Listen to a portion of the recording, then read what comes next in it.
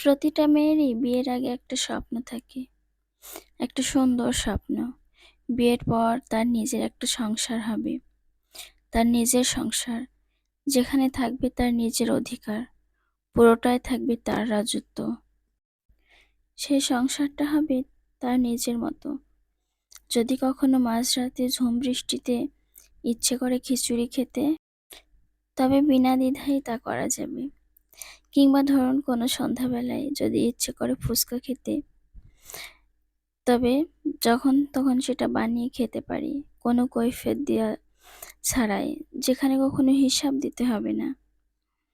চিনি কেন মাসের আগে শেষ হলো, তেল কেন বেশি খরচ হলো, যেখানে কোনো নতুন রেসিপি বানানোর সময় ভয়ে ভয়ে থাকতে হবে না যদি ভালো না হয়।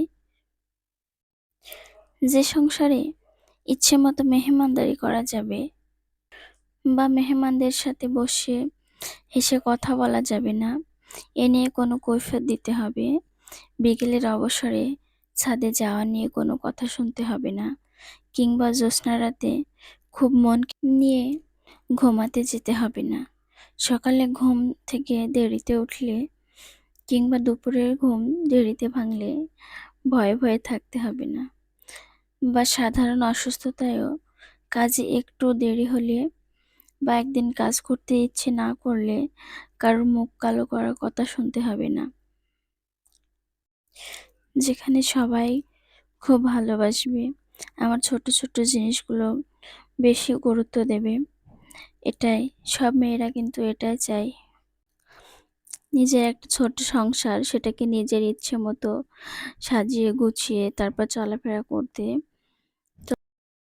আজকে আমাদের এখানে সাপ্তাহিক হাট ছিল, বা বাজার যেটা বলে, আসলে গ্রাম অঞ্চলে কিন্তু ম্যাক্সিমাম মানুষ এটাকে হাট বলে। তো আমাদের হচ্ছে বাজার করে নিয়ে এসেছিল, তো বাজারগুলো সামলিয়ে তারপরে আমি চলে এসেছি রান্না করতে। তো হচ্ছে আজকে কিন্তু এবছর আমরা প্রথম কাঁঠালের তরকারি খাচ্ছি। তো আমি হচ্ছে বিকেলে রান্না করছি। তো অনেকেই ভাবতে পারেন যে এমন খোলামেলা আকাশে ভাঙাচোরা জায়গায় কেন রান্না করছেন। তো আসলে আমরা হচ্ছে রান্নাঘরটা এখান থেকে একটু পাশে সরিয়ে তৈরি করেছি। তো ওটা যেহেতু এখন নতুন তৈরি করা হয়েছে, তো ওটা কাঁচা আছে, ভেজা যাকে বলে আরকি। তো এই কারণে আমরা হচ্ছে কষ্ট করে বাইরেই রান্না করছি। তো খুব তাড়াতাড়ি কিন্তু আমরা ওই নতুন রান্নাঘরে রান্না করব। তো ততদিন কিছু করার নাই, কিন্তু কষ্ট করে আমাদেরকে বাইরে রান্না করতে হচ্ছে। উম তো বাজার-টাজার গুছিয়ে তারপরে কাঁঠালের কাঁঠালটা করতে যেহেতু অনেক বেশি দেরি লাগে পরিষ্কার করতে। তো এই কারণে কিন্তু রান্না করতে করতে আমাদের রাত হয়ে গেছিল। তো